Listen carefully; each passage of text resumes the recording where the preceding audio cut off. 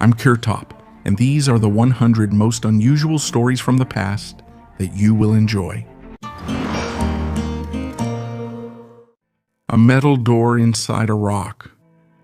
Since the beginning of the 21st century, numerous stories and rumors have surrounded the construction of the Baikal-Amur main line in Russia, some of which, surprisingly, are based on real events. During the active work on this railway, workers encountered anomalies and paranormal phenomena, causing many to call the main line haunted. Among these stories, special attention is given to tales about the ghost of the railway, a train passing by without a sound, witnessed by both the builders and local residents. According to scientists, the origin of these stories may be connected to events in the 1940s, when during an uprising, prisoners hijacked a steam locomotive in an attempt to escape.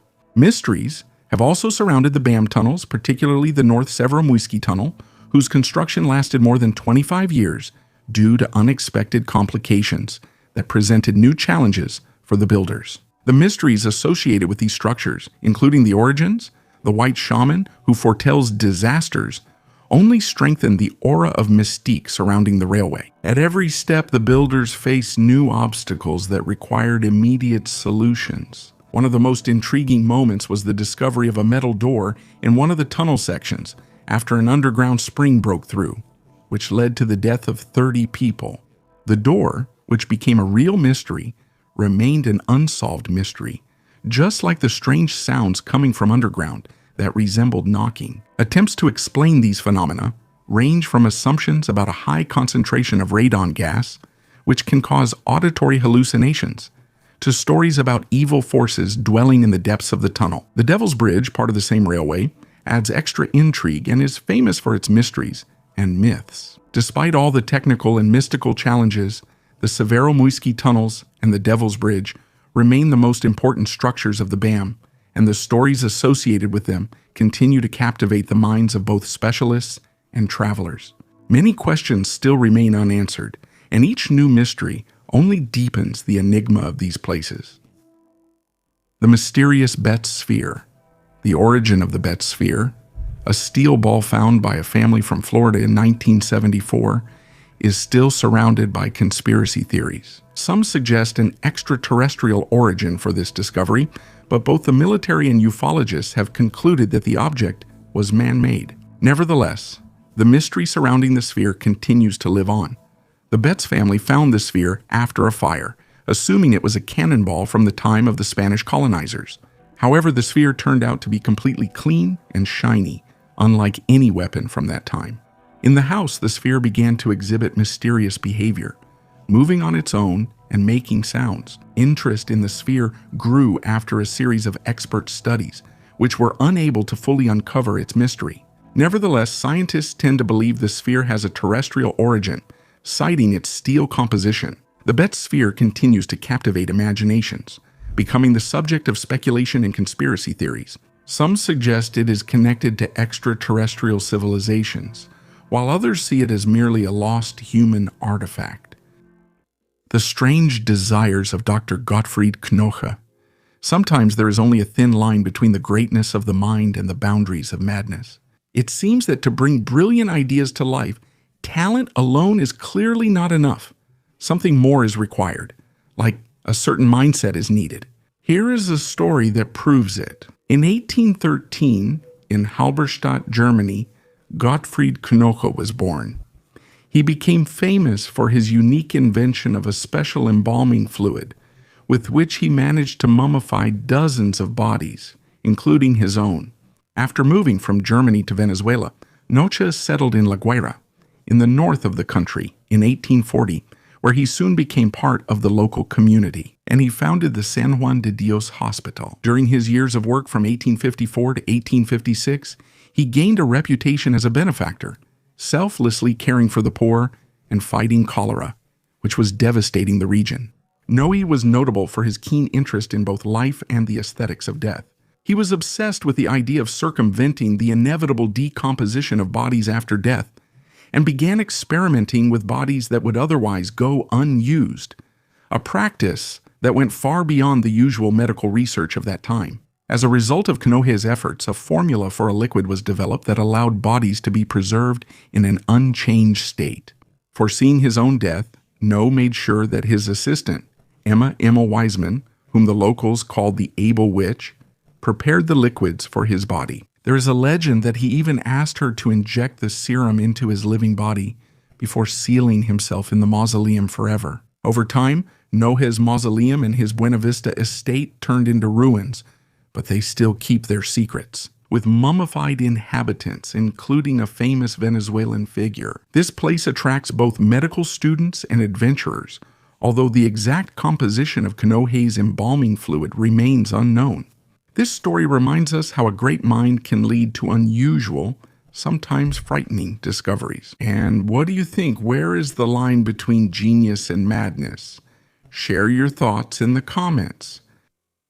The Royal Dwarf, Józef Borovlaski. The story of Józef Borovlaski is a vivid example of how short stature did not become an obstacle to an impressive and successful life. Born in 1739 in the Silesia area, Józef was one of 6 children in a family where, except for him and one of his brothers, everyone was above average height. While aristocrats and royalty sought to have court dwarves for entertainment, Józef found his own path to success thanks to unique circumstances. After his father's death, his fate changed dramatically when he was taken under the care of the wealthy noblewoman Starina Deka Orlis, which allowed the boy to receive an excellent education and learn the manners of high society. Borovlaski traveled with Countess Gumetskaya, his new patroness, visited noble courts, received a diamond ring from Empress Maria Theresia, and a lifelong pension from Prince Konis. He was warmly welcomed by King Stanislav of Poland and Duke Durlin in Paris. Though love initially failed him, Józef later found happiness marrying Izalina Borbutin, and they had children, including Izalina Borovlaski. С которой у него были дети нормального роста. The family settled in Great Britain, where Józef performed before the public. He had a slight build, resembling a child more than an adult man. Amazingly, his height continued to increase until he was 30 years old. Józef Borovlaski, the last court dwarf of Europe, passed away in 1837 at the age of 98 in Durham, proving that short stature is not an obstacle to achieving success, fame, wealth, and family happiness. The mummy of Hanna Besvik. The fear of being buried alive is not just the stuff of myths and legends. Taphophobia, or the fear of premature burial, troubled the minds of many famous people such as Chopin and Gogol. However, the story of Hanna Besvik, a resident of Failsworth in the 18th century, is especially remarkable. Hannah was shaken by the incident with her brother John, who narrowly escaped being buried alive. He was found in a cataleptic state during his own funeral. This incident affected Hannah so much that she took unusual measures to protect herself from a similar fate. She turned to Dr. Charles White to make sure he would confirm her actual death before burial. Dr. Charles White, known for his interest in pathological anatomy, made the unusual decision to embalm Hannah's body. He removed all the internal organs and replaced them with a preserving mixture. In this way, he ensured that Hannah would not come back to life in the coffin. However, after Hannah's death in 1758, her body was not buried. Rumor had it that Dr. White used the money left for the funeral for his own purposes. Hannah's body was kept for a long time in an unusual container, the case of a large wall clock, and was later transferred to the Manchester Museum of Natural History. It was only more than 100 years after her death in 1868 that Hannah Bestwick was officially declared dead and buried in the Manchester Cemetery. Interestingly, after she was buried, many people claimed to have seen her ghost, but it never harmed anyone. The Living Doll. In 1877, Thomas Edison created something unique and unusual, a talking doll, which became one of his most extraordinary inventions. This doll, weighing less than 2 kilograms, with a porcelain head and wooden limbs, concealed a miniature version of a phonograph inside, which could play sound when the handle was turned. But instead of becoming a charming amusement, it caused many people to feel uneasy because of its unusual feature. Edison presented his invention as the latest electrical novelty, capable of speaking phrases or singing songs, thanks to the phonograph built into its torso. A team of women was brought in to record various phrases and melodies. But unfortunately, The dolls turned out to be less durable than expected and couldn't withstand active children's play, which often led to the mechanism breaking. In 1889, Edison faced complaints about the fragility of the wax cylinders used, which confirmed the need to improve the design to increase its reliability. Nevertheless, the production turned out to be unprofitable, and by 1890 the costs exceeded $50,000, which forced the Edison Phonograph Toy Manufacturing Company to stop producing these dolls. Edison's failure in this area did not affect public opinion in any way, since even with the high cost of the dolls, many would have preferred to spend their money on other toys. Interestingly, the frightening image of the talking doll may have inspired many horror stories and creepypastas, where sinister dolls became the main characters. The legend of the flying creature. In 1890, the residents of Tombstone, Arizona witnessed an unusual and mysterious event. At that time, a giant flying creature was spotted and even photographed, which resembled a pterodactyl, an ancient flying reptile that lived millions of years ago. The photograph, however, was never found, despite extensive searches and numerous attempts to locate it or verify the authenticity of the event. This incident attracted the attention not only of the public, but also of scientists as well as enthusiasts of paranormal phenomena and cryptozoology. The story of the flying creature in Tombstone fits into the broader context of myths about the Thunderbird, a powerful being from Native American mythology. The Thunderbird, depicted as a gigantic bird capable of causing thunder and lightning, is an important figure in the culture of many tribes and is often associated with ancient cryptid creatures that were supposedly seen by people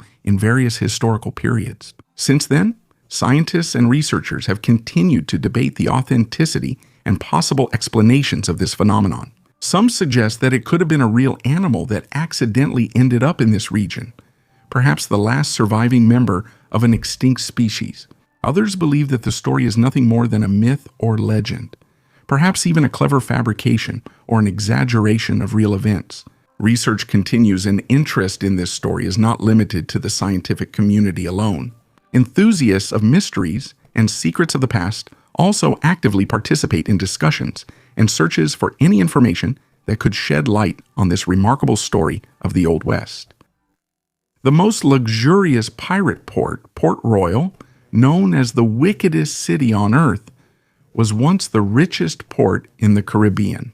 This place was considered a center of luxury and debauchery, where an abundance of alcohol, gambling, and the company of women attracted pirates and adventurers from all over the world. However, a sudden earthquake on June 7, 1692, put an end to this splendor when 2/3 of the city sank underwater, taking many lives with it. The history of Port Royal began with the Taino people, who used this area for fishing until the Spanish took control of the region. However, the true potential of Port Royal was only revealed after the English conquered Jamaica in 1654.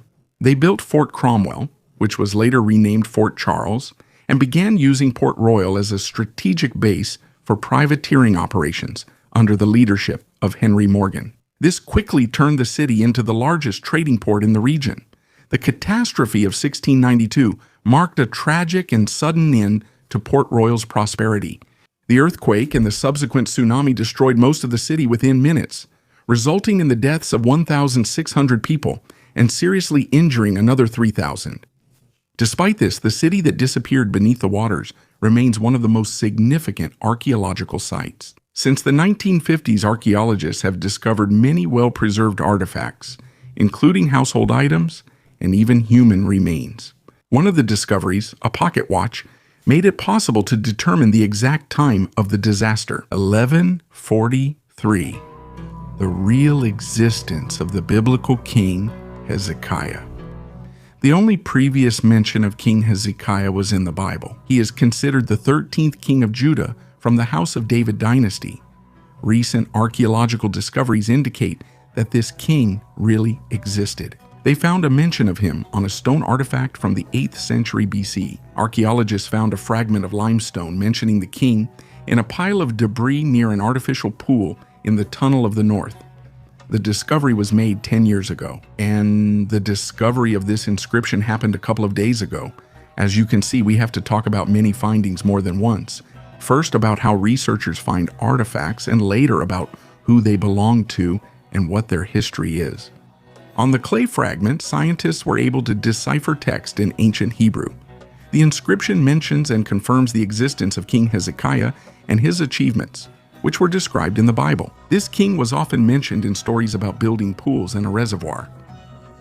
Let me remind you that the piece of limestone was found in the reservoir. The inscription was incomplete and hard to read. Scientists reconstructed it as Hezekiah made a pool in Jerusalem. The word pool is clearly legible. This plaque was possibly a monumental inscription on one of the public buildings. This discovery has two major findings. The first is that Judean kings left commemorative inscriptions about themselves, just like Eastern rulers did. It was previously believed that ancient Judeans did not do this. And the second important point proves that the Bible was written based on Jewish historical documents. That is, these are not just inventions of preachers, but real stories, even if somewhat altered from the history of mankind.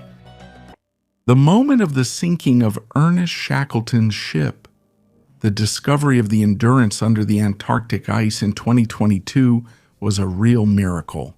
Now, thanks to modern 3D scans, we can see the ship that sank in 1915 in the finest detail. These scans show what the ship looked like when it was trapped by ice during the Imperial Trans-Antarctic Expedition, led by Ernest Shackleton. The technology used for scanning made it possible to capture details such as plates scattered across the deck, a boot by the railing, and even traces of a signal flare fired as a farewell to the ship. Endurance has been preserved almost in its original state, as if it sank only recently. These unique 3D scans allow scientists to study the ship, which, due to its remote location and ice cover, is considered one of the most inaccessible in the world. Long before Malevich, Alphonse Allais, a French writer, journalist, and master of dark humor, became one of the first artists to use monochrome painting to convey ideas with an ironic and conceptual undertone. His painting, The Battle of a Negro in a Dark Cave on a Deep Night, created in 1893, is an entirely black rectangle. Although it was created as a joke, the painting became a precursor to the works of 20th century conceptualists, including Kazimir Malevich's famous Black Square. The ironic title of the painting fully conveys Ali's attitude, as he likely wanted to demonstrate not only his wit, but also the absurdity of certain aspects of the art of his time. This approach can also be seen in his other works. For example, a white canvas titled The First Communion of Anemic Girls in Snowy Weather, or a grey one called The Round Dance of Drunks in the Fog. Each of these works is not just a provocation, but an attempt to make the viewer reflect and smile. Subtitles created by Dima Torzak. Message in a bottle. Norwegian archaeologist Jakob Bredesen was shocked when he discovered a message in a bottle that had been buried in the ground for more than 150 years. The discovery was made during the excavation of an ancient Viking cemetery. The message was left by archaeologist Anders Lorange in 1874 when he first explored this burial mound. Archaeologists haven't opened Viking burial mounds in Norway for over 100 years, and it's incredible that they decided to excavate this one again. The burial mound where the bottle was found belongs to the legendary king Outbjorn. He was buried with the largest Viking ship in the world. The Norwegian Ministry of Cultural Heritage initiated the excavation to nominate the burial mound for UNESCO World Heritage status. Inside the bottle, they found a note left by Lorange, 2 19th century coins, his business card, and a letter. The translation of the note reads, "This burial mound was excavated in 1874. Fallen warriors are buried here. They were burned together with the ship, weapons, and ornaments.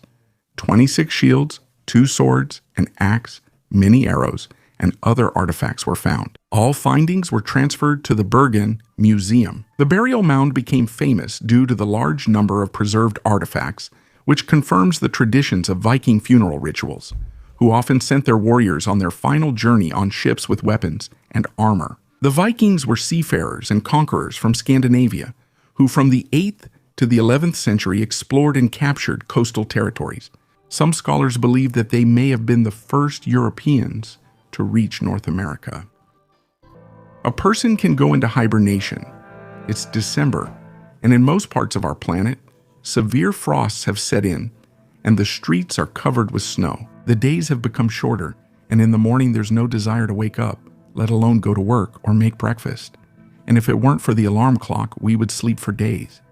Or would we? Have you ever thought that people might be able to hibernate, like bears? Excavations have been going on for more than 30 years at the archaeological complex of Sierra de Atapuerca. There is a famous ancient human settlement here. This place is considered a real treasure trove in the world of archaeology. Scientists studied the bone tissues of ancient people and discovered a strange feature. During a certain period, the growth of bone tissue stopped for several months. Simply put, people's metabolic processes slowed down. This allowed our ancestors to survive in extreme temperatures and with little food. Most interestingly, this only happens during prolonged sleep. Archaeologists concluded that ancient people had the ability to hibernate for long periods, just like bears, badgers, and raccoons do. However, not all scientists agree with this hypothesis. After studying the bones of bears, scientists noticed that the pattern of those changes was the same as in ancient cave humans. Some scientists believe that the lack of food during the cold period could not have been the main reason for people to sleep deeply for months. After all, there are peoples today who survive just fine in harsh climates, like the Eskimos. However, Neanderthals did not have the opportunity to store food for the winter and plan their diet. I think that Neanderthals didn't have their own dietitians and nutritionists, so they needed to hibernate for a long period of time. In the modern world, there is the concept of lethargic sleep, which is still considered a little studied and mysterious phenomenon. In a state of lethargic sleep, a person can remain for days, weeks, months, or even years. This phenomenon is the body's reaction to stress. It is possible that our ancestors knew about this phenomenon and deliberately put themselves into a state of stress, which later put them to sleep for a long time. Write in the comments if you would like to have the ability to sleep for several months. Egyptian authorities are falsifying history. For decades, archaeologists have complained that the authorities in Egypt do not allow excavations. They claim that the Egyptian authorities selectively grant permission to study the ancient world. It is almost impossible to get permission. Only some archaeologists from the United States manage to get access to excavation sites. And even then, these are not archaeologists who follow the official version of history. Mostly, these are employees of certain secret organizations and secret societies. As it seems to me, these are representatives of a certain global elite who want to gain access to ancient artifacts all over the world. As soon as something outstanding is found in Egypt, the site is immediately closed, the press is not allowed to cover the events, and the excavation site comes under round-the-clock police control. It's no coincidence you've heard incomplete stories about discoveries in Egypt on my channel. And as soon as archaeologists get close to a possible burial site of Cleopatra or other outstanding figures of ancient Egypt, the story about the excavation immediately ends. It was once thought Egyptian authorities did this to claim discovery themselves. But Russian researchers made a sensational statement. In fact, some of the artifacts discovered in Egypt end up in the possession of secret societies or in the private collections of the world's wealthiest families. And if an artifact doesn't fit into the official history, it is simply destroyed. One of the cases observed in the tombs looked like this. In one of the tombs, there were many ancient figures on the walls and images of gods and people, but only the gods appeared intact, while the heads of the people were smashed and erased. The destruction happened in our time, not centuries ago. The trim on the garments of Egyptian men and women were erased as if someone tried to destroy the ornament, though the dresses themselves remain visible. Archaeologists have also witnessed how, during restoration work, Egyptian workers would chisel away ancient frescoes and create new ones using stencils in their place. So why are ancient frescoes being destroyed? Why are statues being ruined? Why are many destructions of ancient sites attributed to terrorist groups, as was the case in Iraq and Afghanistan? What is the purpose of this? Is the so-called world government trying to hide the real history of humanity? And how do the richest clans on Earth add to their ancient collections? I will try to gradually answer these questions in the next videos, but for now, I will tell you the continuation of the story about Notre Dame Cathedral. The rock crystal reliquary, which had to be destroyed, was created in France between 1175 and 1200. It is a work of art and religious craftsmanship. It is made of gold and silver and decorated with rock crystal, which gives it transparency and lightness. Inside, it could hold the relics of saints or other valuable items that were of great significance to believers. Such reliquaries often became objects of veneration. They were displayed in churches and monasteries, where they attracted pilgrims from all corners. The design of the reliquary itself is especially interesting. It is made in the form of a miniature building with decorative arches, columns, and small figures of saints, symbolizing the idea of a spiritual temple. A transparent cylinder made of rock crystal allowed believers to see the contents, which strengthened their faith in the holiness of the relics kept inside. The giant sword in Japan. Japan is famous for its history, especially the history of ancient swords that were unusually large in size. In the Tomio Maruyama burial mound, archaeologists found an iron dako sword that is 2.3 meters long. The dako blade got its name because of its wavy, snake-like shape. Japanese archaeologists often found such swords in burial sites. There have already been more than 80 such discoveries. But this sword is unique. It is the longest of all that have been preserved in their entirety. It was impossible to use such swords in battle, especially considering the average height of the Japanese people. Most likely, the sword was really used only for various ceremonies. The mirror and shields were used as tools to protect the dead from evil spirits, and the giant sword could enhance such protection. Besides the sword, a bronze mirror in the shape of a shield was found in the burial. Although usually such mirrors had a round shape, its dimensions were 64 by 31 centimeters, and it weighed almost 6 kilograms. Archaeologists have not yet noticed any signs of looting, so they hope that they will be able to determine who is in the closed coffin and to whom the burial items belonged. The burial likely dates to between 300 and 710 AD. The man who was killed by his own beard. Hans Steininger, a well-known Austrian politician of the 16th century, is famous not only for his work as mayor in Braunau am Inn, but also for his unusually long beard. His beard reached about 1.5 meters and required special care, including carrying it in special bags. However, it was this luxurious beard that became the cause of his unfortunate fate.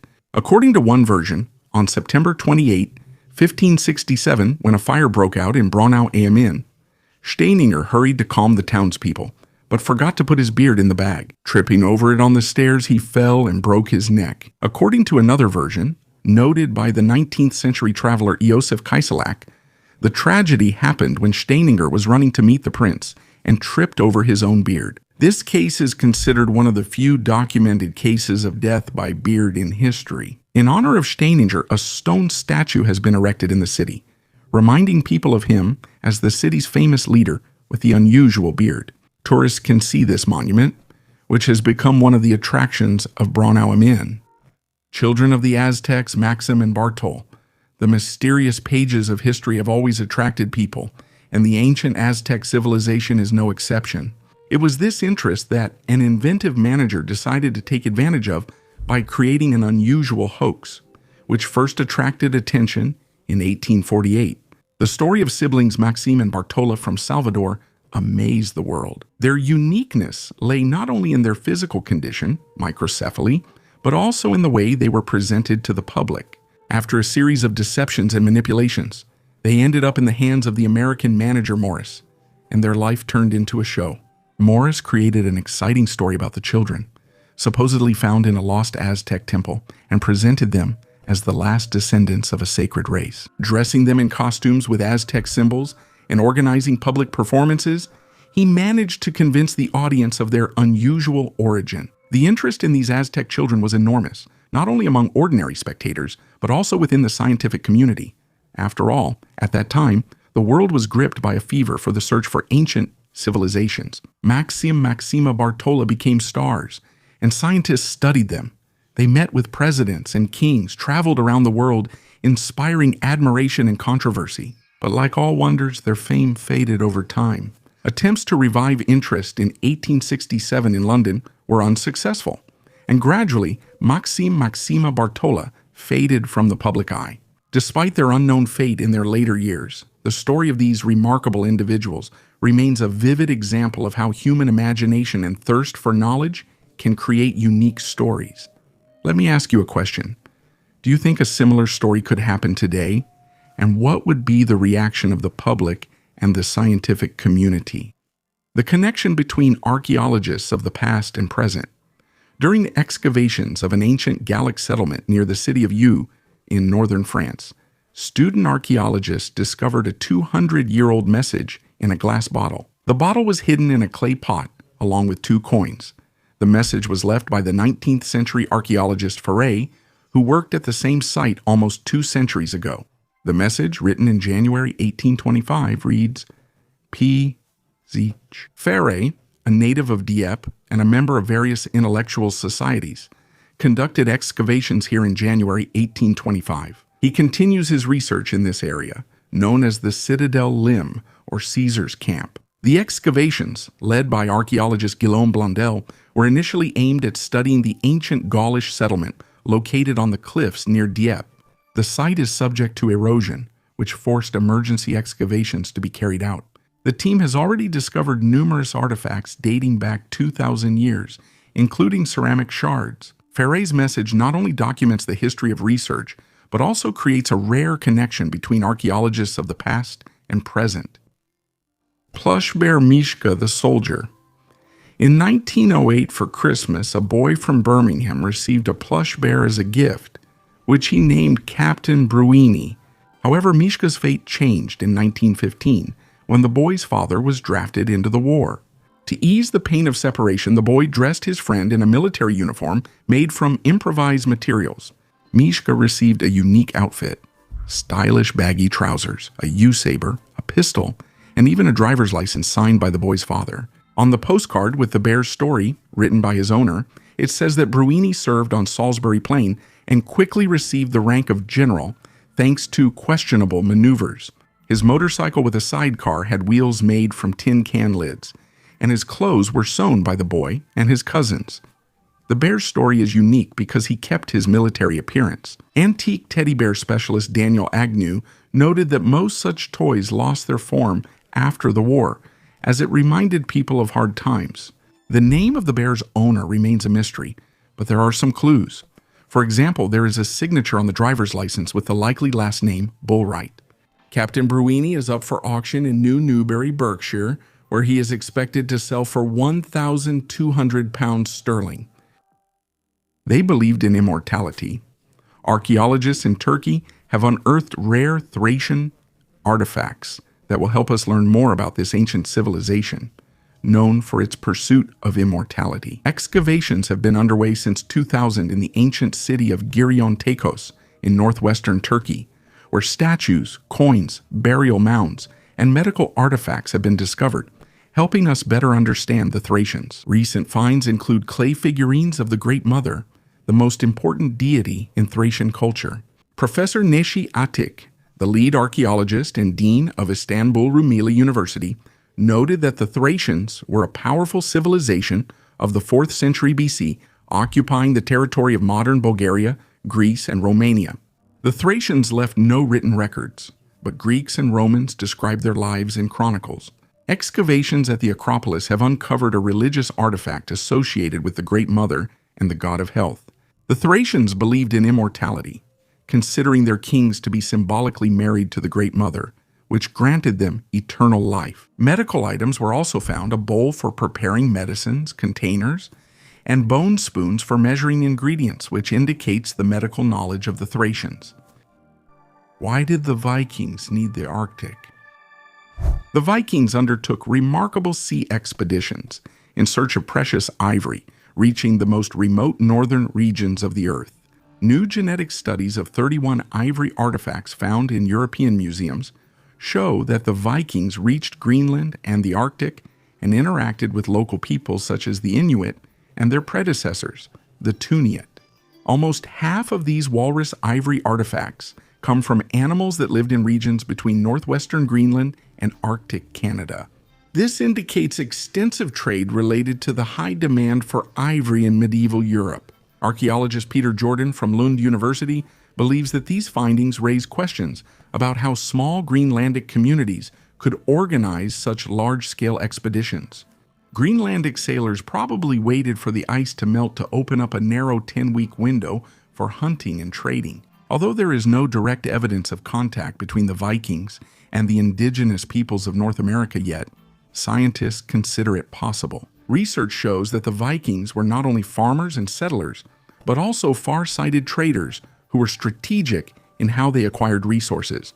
The high demand for ivory may have led to the over-exploitation of resources, which ultimately caused them to leave Greenland in the 14th century.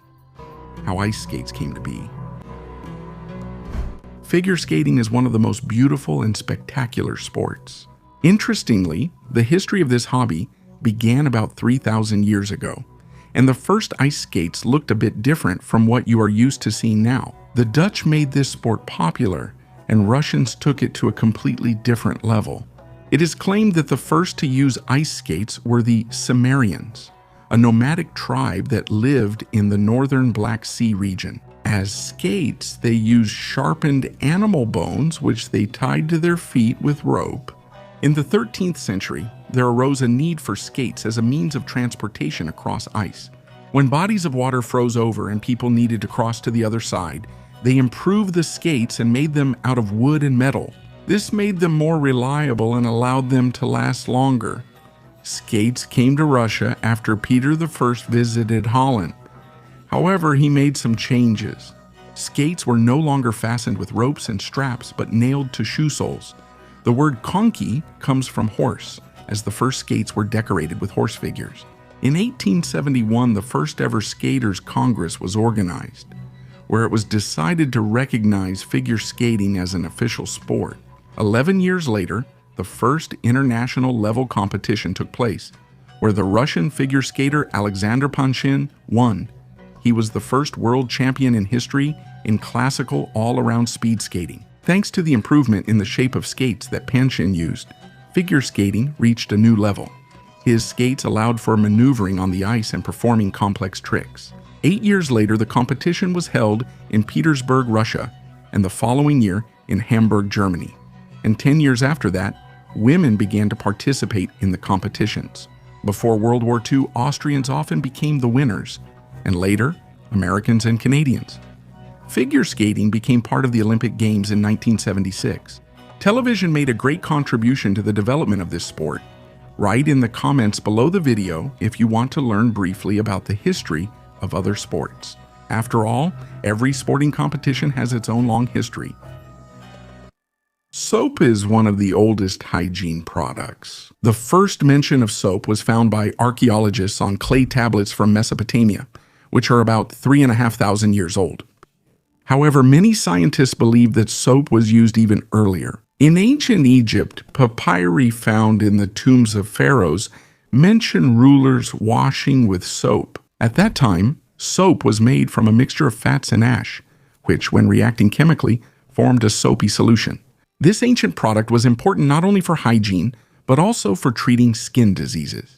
Over time, soap recipes improved, and by ancient Rome, soap had become more widespread. Thus, the history of soap spans thousands of years, and it has always played a key role in maintaining cleanliness and health. How to brand people. Nowadays, tattoos don't surprise anyone, and many tattoos look like real works of art, although everyone has a completely different attitude towards them. Even animals these days are branded, which indicates their ownership. But in ancient Egypt, people were not tattooed for beauty at all. For a long time, humane researchers wanted to believe that in ancient times only cattle were branded. Historians refused to believe that people were branded to show they belonged to a particular slave owner. It just sounded too much like treating people as animals. However, an exhibit in the British Museum indicates that in ancient Egypt, people were indeed branded without their consent. The ancient brands displayed in the museum are too small for cattle, and there's no point in branding small animals. And as history shows, people were perfect for this purpose. Ancient texts mention that in Egypt, slaves and prisoners of war were branded. For example, in the carving of Medinet Habu, dating back to 1185 BC and found in Luxor, scholars observed small heated brands being carried in a portable heater. Ordinary Egyptian citizens had nothing to worry about. Usually they were not in any danger. But slaves and foreign soldiers were always branded with a hot iron. The practice of slavery in ancient Egypt was similar to serfdom, where land was sold together with the peasants. Land that consistently produced crops was sold together with the people who worked it, and those people lived with that shameful brand for their entire lives. The stone thread connecting the eras. Funeral practices throughout history have been full of mysteries. All peoples for thousands of years have buried their dead in different ways. At the burial sites of their deceased relatives, people have erected memorial structures since ancient times.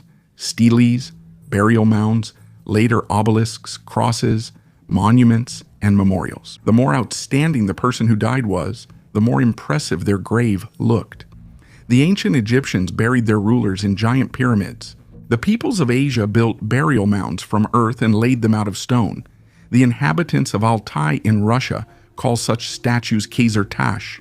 These stone giants have survived wars and natural disasters, cataclysms, and human neglect. Such tombstones look like real people. Many have distinct facial features, clothing, and even jewelry. On the best preserved statues, you can even see belts with decorative plaques. Their number and material during a person's life determine their status in society. Archaeologists have discovered a large number of stone statues in the mountainous Altai region. This indicates their mass production. Scientists concluded that in ancient times, people selected stones of such shapes so that they would require less processing and be easier to work with. The stone ancestors of the Altai Mountains can tell us a lot about the people who lived here, what they looked like, how they dressed, what they fought with, what they ate. For a long time, nothing was known about them. They were far from prying eyes, and only recently have they begun to be discovered and studied in large numbers. Khazar-Tash is the memory of the ancestors. This is a thread that connects an entire generation, and such a thread should never be broken. A people without a past has no future. From Russia, we will go to America. Interesting artifacts await us there. Sultan's Treasures. Helwell, or the Barhout Hole, is a mysterious crater in Yemen surrounded by legends and myths. The locals believe that at the bottom of the well lie the treasures of the Sultan, guarded by jinn and the dead, and that a cemetery-like smell comes from there. Scientific research has confirmed some of these legends. Speleologists finally decided to explore the crater, taking samples from its bottom. The crater has a conical shape. Its diameter at the surface is about 30 meters, and it widens to 120 meters at the bottom. The depth of the well is 12 meters. The upper layer is porous and lets water through, while below, the layer becomes denser and impermeable, which leads to the formation of 4 waterfalls and stalagmites. The Sultan's treasures turned out to be cave pearls, rare formations of calcium carbonate that form around a grain of sand or a piece of wood. In Barhout, they have an emerald golden color, which probably misled ancient observers. Snakes and arthropods inhabit the bottom of the sinkhole. The graveyard smell the locals describe is caused by the decomposing bodies of animals, mostly birds, that fly into the wells seeking shelter from the heat. After descending to the bottom, they can't fly back up because of the great depth. There are 2 main hypotheses about the origin of the well. First, it may be the former vent of an extinct underground volcano. Second, it could be a natural well formed by underground water erosion over millions of years. Most likely, the Barhout well was formed in the second way, which explains its unusual structure and contents. Fingerprints of an ancient human. Archaeologists discovered an amazing Iron Age statue with well-preserved fingerprints of its creator, allowing us to take a look at the lives of our ancestors more than 3,000 years ago. This ancient clay figure, dating back to the 9th or 10th century BC, was found at the bottom of a lake in Italy and, according to experts, has ritual significance. The discovery was made in Lake Bolsena, a volcanic lake, where archaeologists found a clay sculpture resembling a female figure about the size of a palm. Usually such figures are found in burial sites, but this one was discovered in an area that was once a residential zone of a submerged settlement. The team from the Underwater Archaeology Service and the Italian Cultural Heritage Restoration Group, together with state divers, played a key role in preserving and recovering this artifact. Researchers note that the statue is so well preserved that you can see the fingerprints of the artisan who made it. This suggests that the sculpture might have been a prototype rather than a finished work. This discovery also sheds light on the ancient Italian settlement of Iola, which scientists believe existed during the Iron Age. The Gran Caro di Bolsena region, where the discovery was made, is associated with volcanic activity and has a rich history, the study of which began only in 1991 when researchers discovered a cluster of unworked stones, presumably belonging to the early Iron Age. A virus unknown to science. The best discoveries are made by archaeologists when they work as a team. This time, the team consisted of French, German, and Russian archaeologists in Yakutia. In the Siberian permafrost, they managed to find two of the most ancient viruses, one of which they were able to revive, and the other is still unknown to science. The viruses were discovered in the intestines of an ancient wolf and in mammoth fur. The approximate age of the viruses ranges from 27 to 48,500 years. The virus that is older is currently considered the oldest ever discovered. Scientists took soil samples in places where there used to be glaciers. The ancient wolf and mammoth were also discovered there. According to scientists, the new, previously unknown virus belongs to the genus Pithovirus. Its age is 27,000 years. Of course, it's worth studying the ancient world, but the most important thing is that scientists don't start conducting any experiments with this virus. We don't need another virus pandemic. But why not try the oldest wine? The face of Tutankhamun's grandmother. Scientists were able to reconstruct the appearance of Queen T, Tutankhamun's grandmother, thanks to modern 3D technology. The mummy of Ta was found more than 120 years ago in the Valley of the Kings, but only now has it been possible to accurately reconstruct her face. Experts studied the structure of the skull, reconstructed the soft tissues, the volume of the subcutaneous layer, and the hair, relying on data about the appearance of women in ancient Egypt. As a result, they created the image of a woman with brown eyes, chestnut curly hair, a high cheekbone face, and dark skin. Tia's facial features turned out to be delicate and harmonious. Queen Tia was born around 1398 BC into a family that did not belong to the nobility. Her father, Yuya, was a chariot commander, and her mother, Tuya, managed the harem. Thanks to her personal qualities, Tia became the wife of Pharaoh Amenhotep III and had a significant influence on the politics of Egypt. She participated in governing the country, appeared in official documents, and was respected by her husband. Her son, Akhenaten, carried out one of the largest religious reforms in Egypt, abandoning the traditional gods and making the cult of Aten the central figure. These changes had a strong influence on culture and art, and Tia's grandson, Tutankhamun, later restored the old traditions. His short but remarkable reign became famous thanks to the discovery of his tomb in 1922. Scientists have determined that Tia died at the age of 40 to 60, most likely of natural causes. Some of her features, such as the shape of her chin, were passed down to her descendants, including Tutankhamun.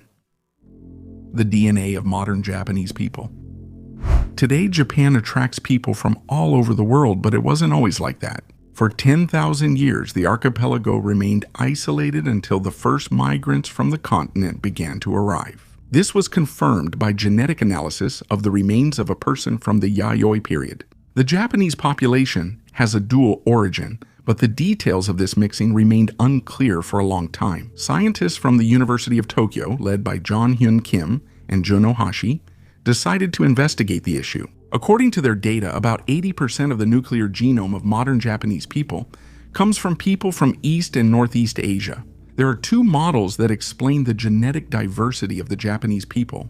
One suggests a single wave of migration during the Yayoi and Kofun periods, while the other allows for multiple sources. Geneticists analyzed the genome of a person from the Yayoi period from the Duigahama Cemetery and compared it with ancient and modern populations. It turned out that people from the Yayoi and Kofun periods are genetically closer to Koreans than to modern Japanese. This confirmed the hypothesis of a single source of migration from the Korean peninsula. A letter to a loved one, written 440 years ago. During the reconstruction of an old cemetery in Andan, South Korea, in 1998, archaeologists discovered the 16th century coffin of Yun Yuntae from the Kosun Yui clan, where they found the mummified remains of a 30-year-old aristocrat. Inside the coffin was a leather bag with documents, including a touching letter from the deceased's pregnant wife. She addressed her deceased husband and the father of their unborn child. Next to the man's head were sandals woven from hemp and his wife's hair. This was a symbol of love and hope for healing. The sandals were accompanied by a note from his wife stating that she had woven them from her hair before he would ever be able to wear them. This discovery became the first archaeological confirmation of the Korean tradition of making shoes from human hair, which is mentioned in literature as an expression of deep affection. The lonely red mountain is called Uluru by Australian Aboriginal people. European explorers named it Ayers Rock.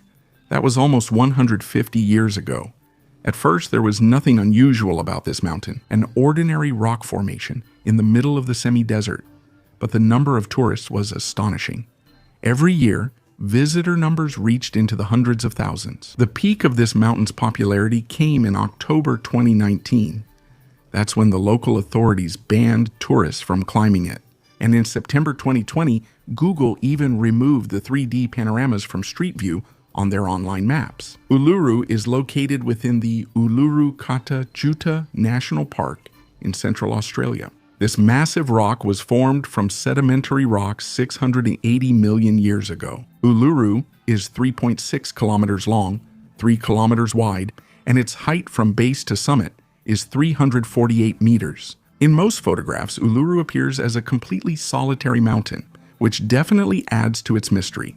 Archaeologists claim that people lived near this mountain as far back as 10,000 years ago. The first Europeans arrived in Australia in 1788, but they only reached Mount Uluru 100 years later in 1870.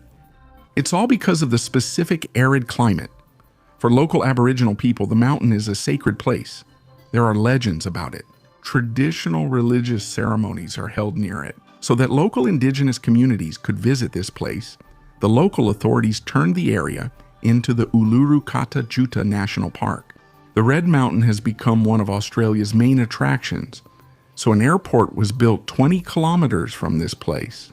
Now, between 300,000 and 400,000 tourists visit here every year, and it is precisely because of the influx of tourists that this place has become more restricted. Everywhere people set foot, there is trash and destruction left behind. Could it be that piles of garbage were the reason 3D panoramas were removed from Google Maps? You can climb the mountain without mountaineering equipment, but that doesn't mean it's easy. In the last 50 years, about 40 people have died here. For this reason, the local authorities have banned climbing to the top. It's wonderful that Google exists, allowing you to visit the mountain using your smartphone or computer. However, the local Aboriginal people didn't like this. Let me remind you, the mountain is a sacred place, and some areas on the mountain are taboo for them. Not only is it forbidden to visit these places, but even seeing them is considered a serious violation, even if it's just a photograph. Modern Aboriginal people also use smartphones.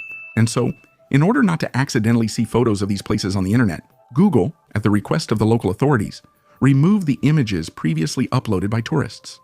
The sword of Pharaoh Ramesses II, archaeologists are making more and more discoveries in northern Egypt. Recently, they discovered the sword of Pharaoh Ramesses II there.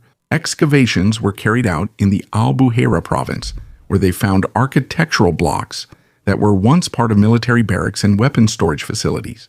In addition, personal belongings of soldiers from that time were also found. This discovery confirms the importance of the El Abqain fort as a key point for the Egyptian army. The sword that was found is made of bronze and has a cartouche with the name of Ramesses II. Weapons, amulets, hygiene items, and a cow burial were also discovered. Ramesses II, who ruled for more than 60 years, is considered one of the greatest pharaohs of Egypt. The extinct American lion. A lion today can weigh up to 200 kilograms. In ancient times, as we know, everything was much bigger. So the United States was once home to a lion that was twice as big as modern lions. and these were the largest cats that lived in the United States about 11,000 years ago. Climate change has a negative impact on historical sites, but sometimes it even helps preserve ancient artifacts in good condition. In October of this year, a resident of Mississippi found a rare fossil of the American lion in the river of the same name. It was the jaw of a very rare species. At first, the amateur archaeologist thought he had discovered a large black tooth. However, it was later determined that this was a fragment of the jaw of Panthera atrox. The length of this monster was about 2.5 meters, its height was over a meter, and it weighed around 400 kilograms. These animals went extinct more than 10,000 years ago, along with other representatives of the megafauna. It's hard for me to imagine how such creatures could live in zoos nowadays, and feeding such an animal would be quite a challenge. A 19th century ship was previously found at this site. Experts believe that the jaw was most likely being transported on that ship. Due to the drying up of the Mississippi River, archaeologists often find new artifacts. At the moment, this shipping route is facing major problems. But for archaeologists, situations like this are actually useful, and not just for them. After all, we get a chance to learn about our history and study the ancient world in more detail. Some archaeologists study the bottom of the Mississippi while others found a temple on the ocean floor. Russian dinosaur. Back in 1982, while walking along the banks of the Volga, a Soviet scientist discovered several fossilized bones. These were the vertebrae of a giant dinosaur that had become embedded in stone. It took several years to extract them. Another scientist identified these vertebrae as belonging to a sauropod. These are the giant dinosaurs that had enormous necks. The most interesting thing is that this was only the third such dinosaur ever discovered in Russia's history. Paleontologists determined that this giant was related to the South American titanosaurids. And these monsters once gave rise to the largest dinosaurs in the history of the planet, the Argentinosaurus. Scientists were able to determine that this specimen is one of the earliest titanosaurs in the world. It walked the planet 130 to 136 million years ago. The next task for scientists was to determine the size of the giant. They did this based on two vertebrae from other dinosaurs of this genus, and what they got was a giant 17 meters long and weighing 17 tons. Unfortunately, this is not the largest representative of its family, but it is one of the largest dinosaurs discovered in Russia. These dinosaurs ate stones to help digest their food. Those stones are also called gastroliths. Usually such dinosaurs traveled in herds, so archaeologists have a chance to find even more of these rare specimens. It's very illogical, but the next discovery I'll talk about was found in Italian thermal baths. Thumbelina of the 19th century. The story began in 1841 in Massachusetts, in an ordinary family. A girl was born there, who certainly delighted her parents with an excellent appetite and was completely healthy. But at some point, the parents noticed that something was wrong with the girl. She completely stopped growing. The doctors just shrugged and said that the girl was absolutely healthy, but most likely she would remain the size of a child forever. Her size was comparable to that of a 1.5 to 2-year-old child. The parents accepted this peculiarity of the girl and raised her as if everything was fine. In her childhood, she planned to become a teacher, but her cousins suggested that she take part in a show of little people, where she became their queen. She was very popular, constantly singing and dancing. This hobby brought her great pleasure and good money. At some point, the famous impresario Phineas Taylor Barnum noticed the girl Lavinia. He invited the girl to join him, where she caught the attention of another little person, who even proposed to her. But Lavinia refused because the guy was 7 years younger than her.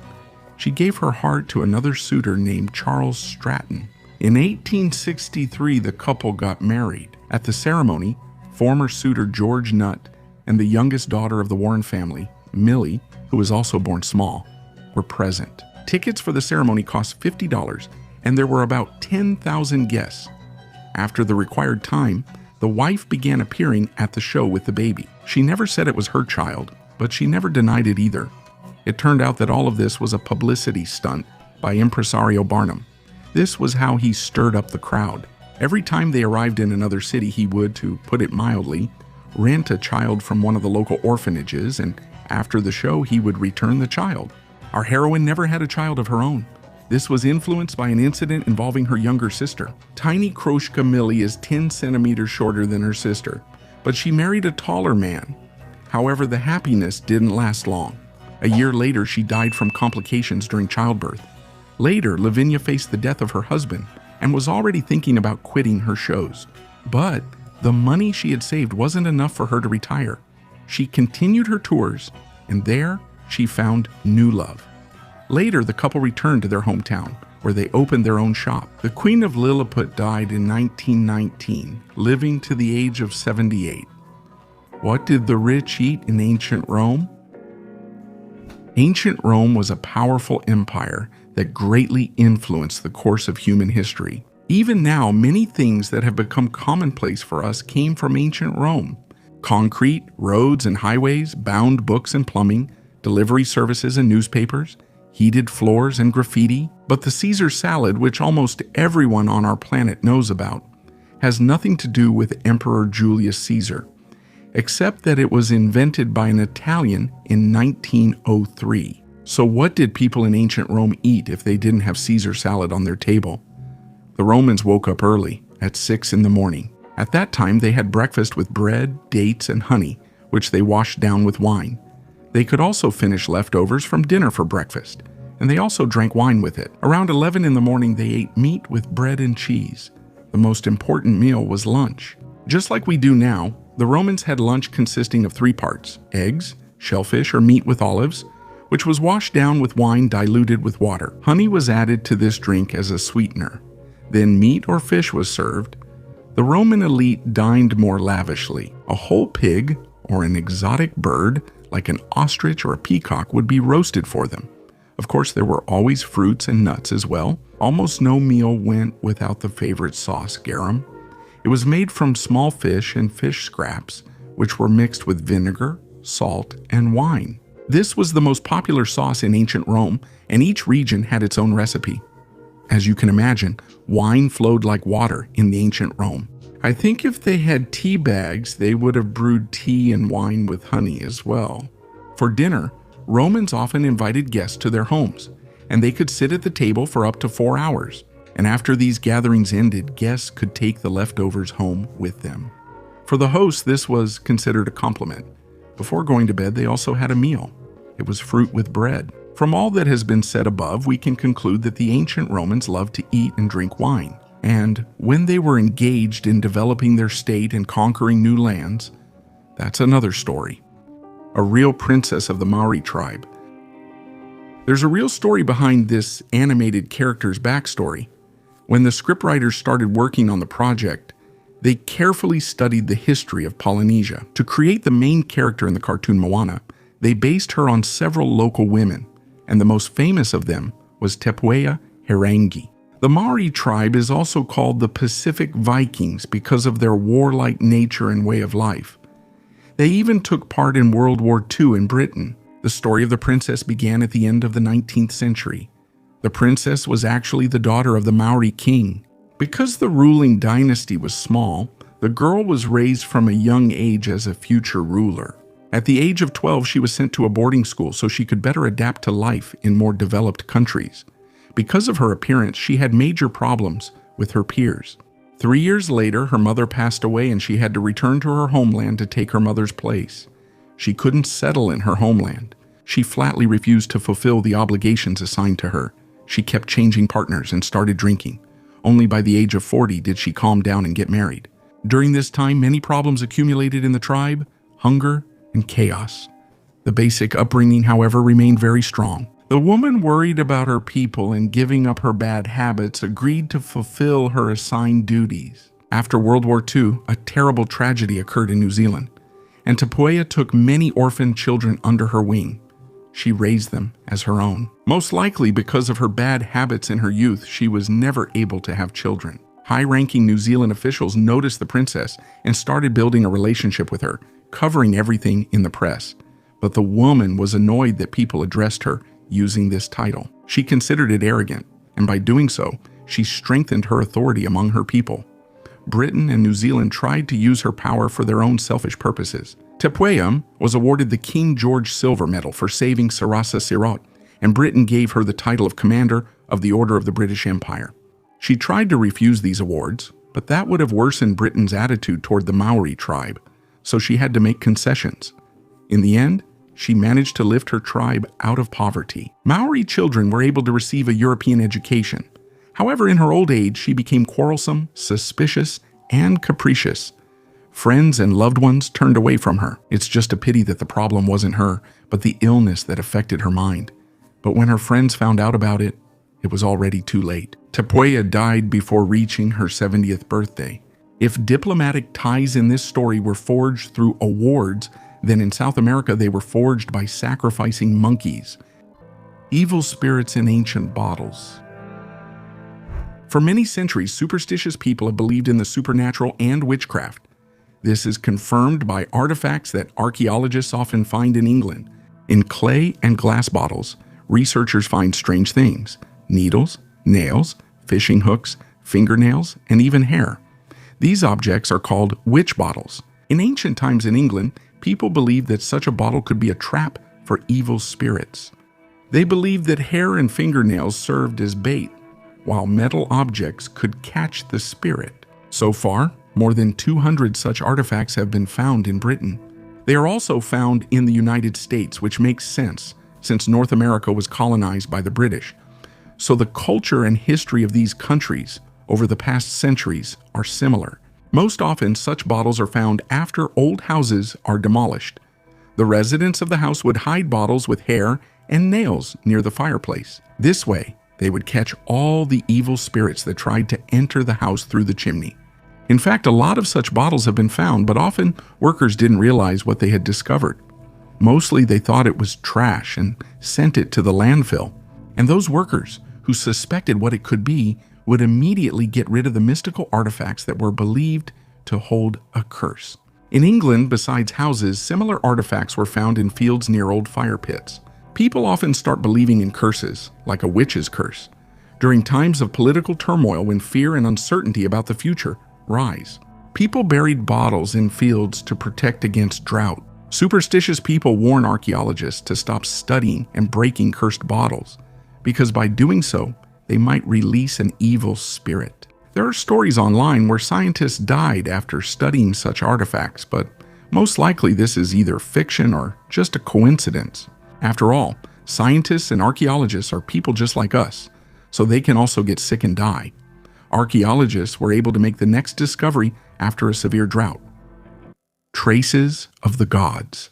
In the Ain Dara temple in northern Syria, in the arid lands, there is a unique archaeological site, the Ain Dara complex, a group of structures surrounding a majestic central temple that has no analogs in its characteristics. One of its remarkable features is the giant footprints on the threshold, each about 1 meter long, clearly indicating their non-human origin. According to local residents, the footprints were left by a deity, and the temple resembles the biblical description of Solomon's temple. The temple dates back to the Iron Age Syro-Hittite kingdoms, which emerged after the collapse of the Hittite Empire around 1180 BC and lasted until 700. It was discovered in 1955. Archaeological excavations have made it possible to study its structure and decorations in more detail. The temple stands on a mound and is surrounded by a gallery, with its foundation made of massive basalt blocks. The walls are decorated with intricate carvings depicting geometric patterns and mythical animals, which testify to the high skill of its creators. The entrance is guarded by lions and sphinxes carved from stone. Nevertheless, it is still unknown to whom exactly the temple was dedicated. There is a theory that it might have been dedicated to the goddess Ishtar, but there is no exact information. The giant human footprints not only confirm the connection of the structure with ancient myths and deities, but also emphasize its cultural, religious, and mystical significance. However, in 2018, a huge part of this temple was destroyed by airstrikes. The history of Egyptian princes. The first European to discover Australia was the Dutchman William Janszoon in 1606. However, Scientific data from the early 20th century presented an unexpected twist. Ancient Egyptian hieroglyphs were discovered in Australia. These findings show Egyptians reached the Green Continent 5,000 years before Europeans. The hieroglyphs were found on the Green Continent 5,000 years before the Europeans, and the hieroglyphs were discovered at the Kariung Archaeological site on the east coast of Australia, where they had long been known to the local Aboriginal people. These glyphs, known as the Gosford glyphs, contain texts that describe an expedition of the ancient Egyptians. These texts tell about the arrival on the Australian shores and the tragic fate of the prince who led the expedition, who died from a snakebite. After his death, according to ancient customs, the body was mummified and buried in a cave. Despite the seeming improbability of such a journey, there are arguments in favor of the possibility of long-distance expeditions by the Egyptians. Thor Heyerdahl, on the papyrus boat Ra the Setu, successfully crossed the Atlantic, demonstrating that papyrus boats can withstand long sea voyages. Critics point out the inconsistency of the glyph style with classical Egyptian hieroglyphs, but this can be explained by the fact that they were created not by professional scribes, but by sailors. The authenticity of Gosford's glyphs is confirmed by some well-known Egyptologists. The last photographs of extinct animals. The Red Book is often mentioned as a symbol of protecting endangered species, but few people know about the existence of the Black Book, a sad catalog of animals and plants lost forever. This document serves as a bitter reminder that over the past 5 centuries, we have lost 844 species. Today I want to talk about some animals that went extinct because of humans in the last century, whose last individuals were captured in photos or videos. The Barbary lion, which lived in North Africa, disappeared in the 1920s. Huge and powerful, with a majestic mane, this lion was exterminated because it was harmful to livestock farming, especially after the appearance of firearms. The last lion was killed in 1922. The thylacine, or Tasmanian tiger, lived in Australia and New Guinea. Later, it was driven out to Tasmania by dingoes. The shooting by farmers began when thylacines started attacking livestock. In 1936, the last thylacine died in a zoo, but its appearance was preserved on video. The Balinese tiger, which lived on the island of Bali, was one of the smallest tigers. Hunting of these tigers began in the 1910s, and in 1937 the last female was killed, which led to the extinction of the species. The Mexican grizzly, which inhabited the territories of Mexico and the United States, was last seen in 1960. Despite the ban on hunting these bears in 1959, they disappeared due to hunting and loss of habitat. These stories are just a small part of the tragic fates of animals that disappeared because of human activity. There are legends that modern humans encountered living mammoths and saber-toothed tigers, and supposedly these photographs confirm their recent existence. The most indecent animal of the ancient world, Bonacon, a beast from medieval bestiaries, amazed and amused people with its unusual abilities. This creature is mentioned in ancient texts and spewed fire from its rear, burning its pursuers. The idea of the Bonacon has attracted attention for over 1,000 years, starting with Pliny the Elder, who described it under the name Bonasus. This mythical beast, with a mane like a horse and the body of a bull, used an unusual form of defense by flinging dung over a great distance. Aristotle, who laid the foundations of zoology, also mentioned this animal under the name Menopos, indicating that it lived in Paeonia, a region north of Macedonia. The uniqueness of the Menopos lies in its ability to fling excrement with such force that it could create a protective barrier around females during childbirth. The question of the real-life prototype of these creatures remains open. Researchers suggest that the legend may have been inspired by encounters with wild bulls, such as aurochs or European bison. However, the fantastic details found in stories about the Bonacon, like many other medieval myths, may have been the result of misunderstandings or jokes by ancient observers who sought to amaze or entertain their contemporaries. Miss Sunshine. Being petite is something many women dream of, but reality sometimes shocks with unexpected twists. The story of Medusa Van Allen, a girl from Ohio born on March 19, 1908, is an example of this. Her growth stopped at 6 months old, and after that, only her head continued to grow. Despite her physical limitations, Medusa's mental abilities remained unchanged. And thanks to her parents' efforts and her own desire for knowledge, she received an education and became a writer. In the 1930s, Medusa became part of the Ripley Show, where she was presented as one of the wonders. At exhibitions, she claimed that she enjoyed life and found true pleasure in it. She rejected the idea of possibly changing her condition to a normal one, believing that her uniqueness was part of her identity. Her performances in the circus were unusual. She was carried in people's arms, rocked like a baby, after which she made deep philosophical statements, making the audience reconsider their views on appearance and intellectual abilities. Medusa also wrote an autobiography, reflecting on life and human potential in the world. Unfortunately, Medusa's life was short. She died at the age of 35 from a heart attack while on tour. But during her life, she left behind a legacy of courage and proof that the spirit can overcome physical limitations and that hope never dies. Where did the ancient Egyptians get their gods from? Ancient Egypt continues to fascinate scholars with its mysteries, one of which is the land of Punt. Unlike the mythical Atlantis and Agartha, Punt was a real place located somewhere in East Africa. The Egyptians sent trade expeditions there, bringing back goods that could only be dreamed of: valuable trees, gold, ivory, and aromatic resins. The first mention of Punt dates back to the 26th century BC during the reign of Pharaoh Khufu. The expeditions continued for centuries, bringing immense wealth to Egypt. An important milestone was the construction of a canal connecting the Nile and the Red Sea during the reign of Pharaoh Senusret III, which made the route to Punt easier.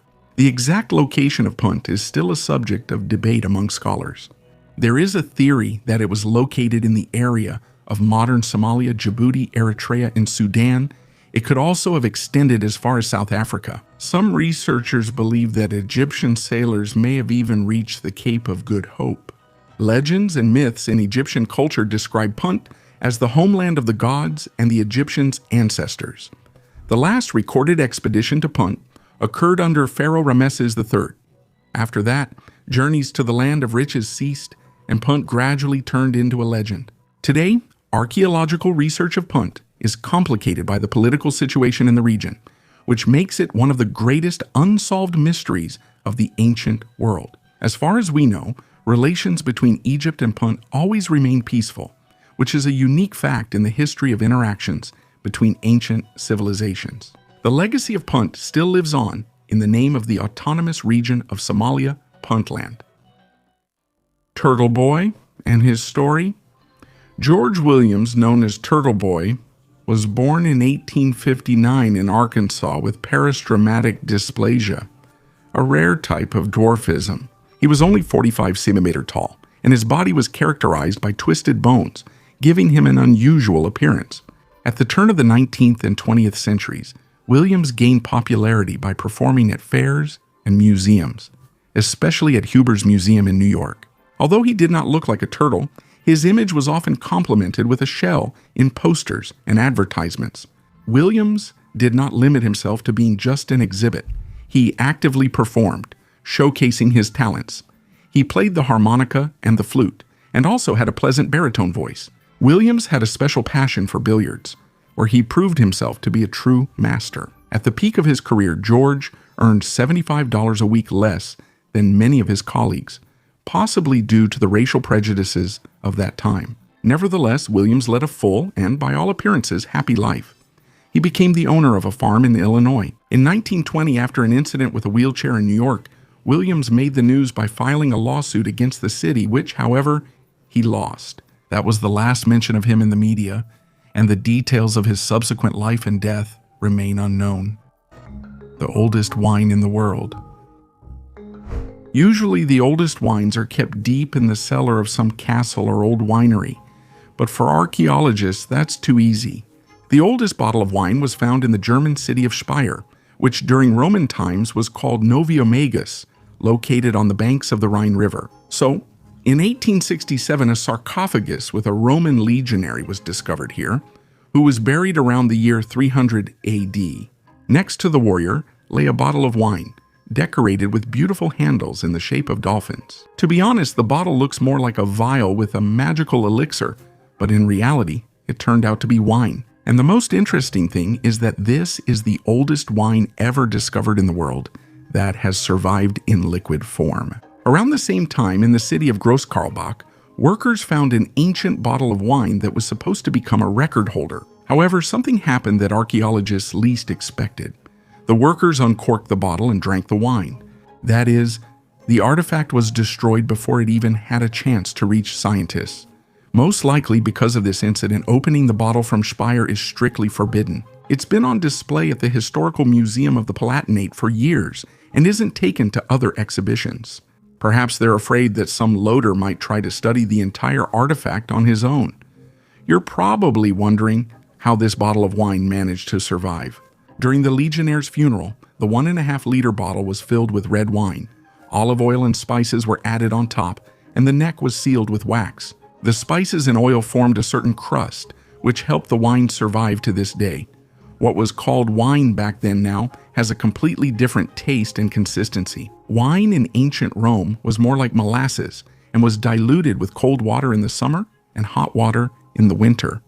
In general, wine was a strategic commodity for the empire. Grapes were pressed in whole clusters without removing stems, making the wine bitter.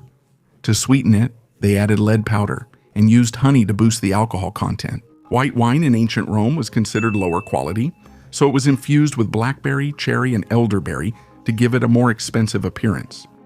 Sinister Secrets of Egypt. Dr. Sperlia, deputy head of the German expedition in Egypt, spoke about his discovery, which is several decades old. Together with his American colleagues, he found a mysterious black temple of the sun scarab in Anglo-Egyptian Sudan. The temple was built from 4 basalt blocks without windows, and the roof was held up without supports. The entrance was covered with sand, which the workers cleared in a few days. Inside, there was a second stone box, almost touching the roof. Without doors or openings, it looked like a mysterious trap. The workers tried to dismantle it for 2 days, but even a crowbar didn't leave any marks on the solid basalt. Soon the workers discovered a lid with an image of a scarab, decorated with gold and blue paint that had withstood the test of time. The lid concealed a passage leading to an underground chamber where there was a huge metal sculpture of a beetle with a crystal head. This beetle looked more like a technological device than a religious artifact. The attempt to study the artifact ended unexpectedly. The English officer came back with soldiers and a governor's order to leave the site. The American team was expelled and the temple sealed. A few years later, Sperli learned that an English airbase had been built on the site of the temple. The strange metallic statue resembling a machine remained a mystery forever. Sperli never returned to this subject, as his expertise was soon needed by the Third Reich. The story of the Black Temple of the Sun Scarab remained one of the most mysterious chapters in archaeology. Books of Anglo-Saxon England. We have often heard about the Dark Ages. However, Anglo-Saxon England wasn't as we've been told. Their books are considered a valuable heritage. The first printed books would appear only a couple of centuries later. Therefore, producing each new book required tremendous effort. Each book was worked on by a group of craftsmen and scribes. The production of a new book required a huge amount of labor and time. That is why the literature of the Dark Ages became a symbol of power and wealth. Anglo-Saxon books were highly valued by the Viking invaders. You can read about this in the famous Codex Aureus, one of the most luxurious surviving gospel books of the Anglo-Saxon era. In the surviving text of the Codex, it is mentioned that a noble Saxon family ransomed it from the great pagan army in the mid-9th century. Some pages in the book are colored purple. In Anglo-Saxon times, making purple dye required a painstaking process that involved extracting ink from sea slugs. It is also very likely that the manuscript originally had a golden jewel-encrusted cover. This way, you begin to understand the painstaking effort that went into creating the book. Why is it so attractive to the Vikings? And why did the Saxon nobility supposedly pay a huge sum to buy it back? Since books became a symbol of wealth and power, rulers of that time would even take books with them to wars. And later, books began to be given as gifts and used as exchanges for other books or jewelry. A book was the perfect gift during diplomatic acts. There's only one regret.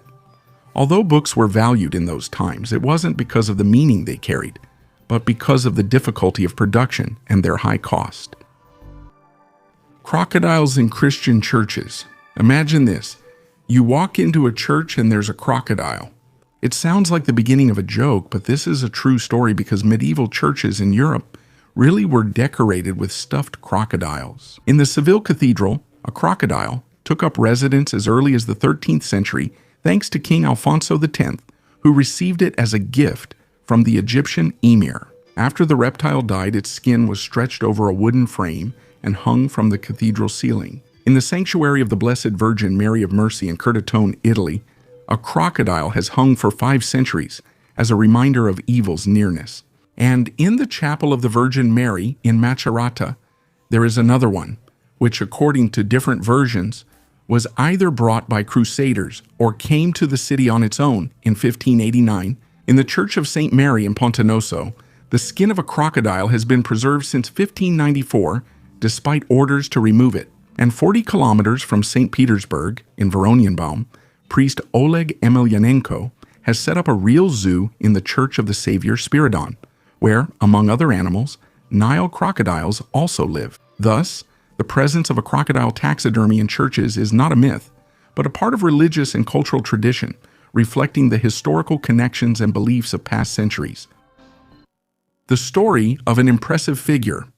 At the beginning of the 19th century, Daniel Lambert, who was born in 1770, became famous because of his unusual weight, which exceeded 300 kilograms. At that time, such a phenomenon was truly rare.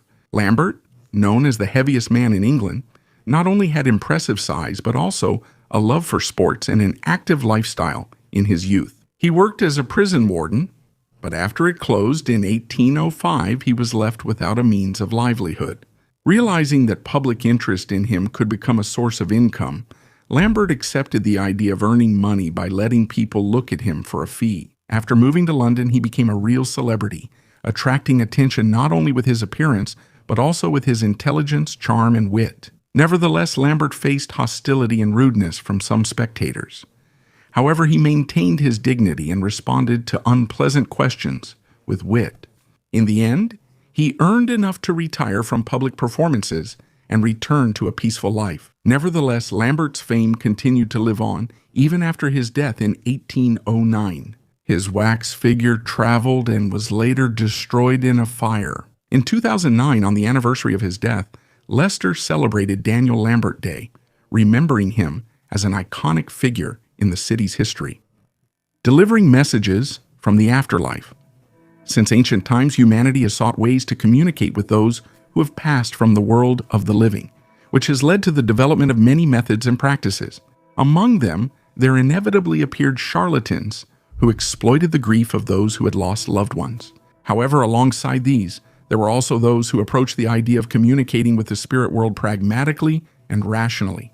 One such person was William Thomas Stead, a journalist of the Victorian era, who in the 1890s delved into the study of spiritualism in London. Stead claimed that he possessed psychic abilities and could receive messages from the dead through so-called automatic writing. Supposedly, his hand was able to write messages from the other world. One of his main interlocutors was Julia Ames, an American journalist who died in 1891.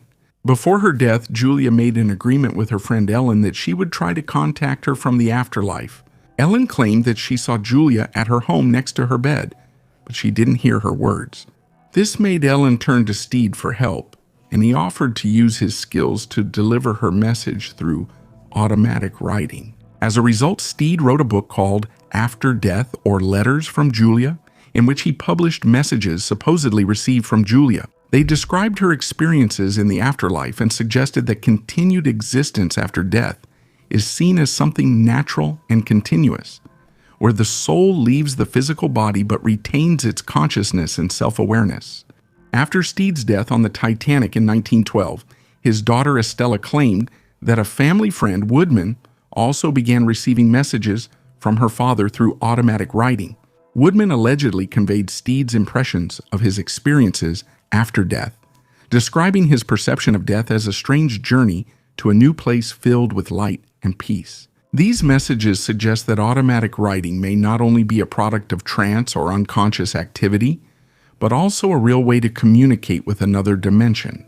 And what do you think? Can people somehow send any information to us in the world of the living after they die? Write your opinion in the comments below the video. And in the previous video, I talked about alien objects that were found by archaeologists all over the world. I recommend watching that video. Thank you for watching. Goodbye, everyone.